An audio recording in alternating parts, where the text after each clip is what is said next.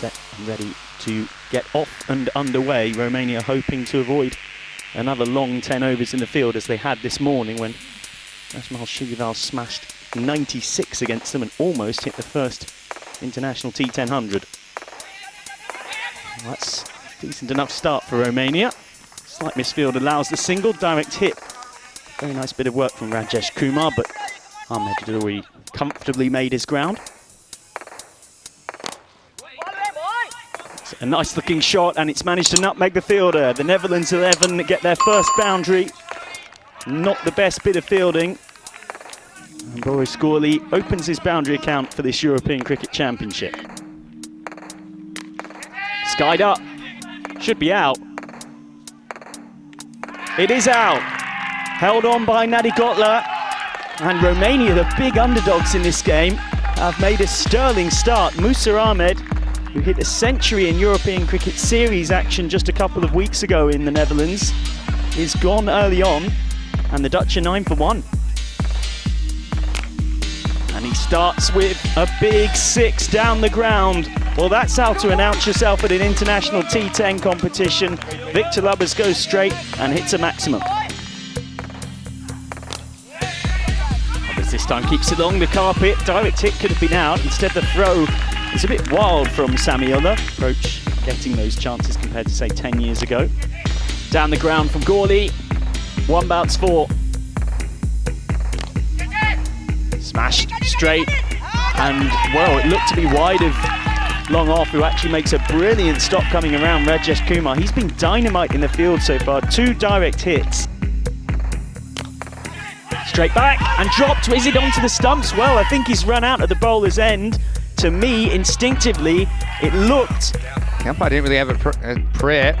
I think he probably gets back. That's my guess. He's almost back. Yep, he's fine. Too short from Taranjeet. Oh, but he's picked up a wicket, caught on the square leg rope. Nicely taken by Ijaz Hussain. And the Netherlands 11 are struggling just a bit here.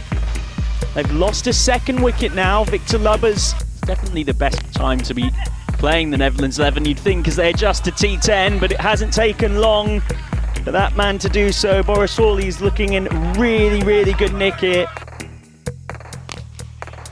Well, that's finally broken the run. It is a desperately needed 6. Boris Hawley's carrying this Netherlands 11 innings at the moment, and that's going to help. Well, that is a slog sweep. Oh, and it's dropped. It's dropped, and it will go for 4. It could be out. Oh, and he misses. Well, Boris Hawley's living a real charmed life. They take a second. It's another grunt slur ball, and this time it's a bit of luck for the Dutch. Oh, Hawley tries to get to his 50 in style, and he is going to get to his 50 in style. What a good knock from the 20-year-old. Cutter skied up. And it's caught. 77 for 3, and that is the end of Navjit Singh, who's really struggled. He goes for 9 off 16 balls. His vigil is ended. Well, he doesn't take long to get going. His first ball has been absolutely smashed over long off for 6.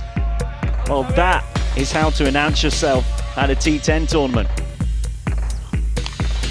He goes again, and he's got another 6. Well, that's going to take some fetching as well in towards the fan zone, fielded by one of the Hungary players. And Brat has 2 from 2. Oh, don't give up on that 100 just yet, Michael. Short, nicked, and he gets lucky. 6-6-4 for Brat. That will be at least 1, and they will come back for 2, and they'll get 2 as well. So the Netherlands 11 have finished on a somewhat under par, 96 for 3, 55 not out for Boris Hawley, and you do imagine that were it not for his excellence, they'd be in even more of a pickle. So the underdogs Romania will fancy their chances. They need 97 to win for a big upset. All right, Krusty, there's your nickname. Didn't take even 1 ball. All right, here we go. 97 for Romania to pull off the upset. Not able to get off the mark from the very first ball. Clayton Floyd Smashed away, and this could be the first boundary of the innings. Well, not quite. That is some astonishingly good fielding from Navjit Singh. I think he's managed to dive and keep this in play. It's Sebastian Bratt, the skipper, who completes the tag team fielding. Very good work. Smash straight, and that is the first 6 of the reply. Well, they're going to need a few more like that from Taranjit Singh to pull off this shock win, but that at least gets them going eventually. A lovely straight hit. It's gone very, very high. Oh, good luck. Chance. Oh, and dropped. And it is kept in play at the very least. You see, this is Floyd, yeah. He drops it. Well, it's good, quick thinking to stop that one. Navjit Singh does make the stop, so it'll go down as 2, but that was in the air a long time. Slow ball and the grunt, and it might well have worked. Oh, it hasn't worked. Well, it's another dropped catch. Oh, that's a classy, classy shot. 1 bounce 4 through the covers. 4 or 5 years already now. And straight onto the pads, flicked away nicely, but could be out, is out. Well, they've finally managed to hold on to a catch after a couple of drops. And Sebastian Bratt, the skipper, has his first ECC wicket. His club wicket for HCC. Skied up. Could be out. I think he's lost it in the sun, and he has. It's gone over the rope instead for 6. Well, that is a bit of fortune for Romania. It was a really awkward one.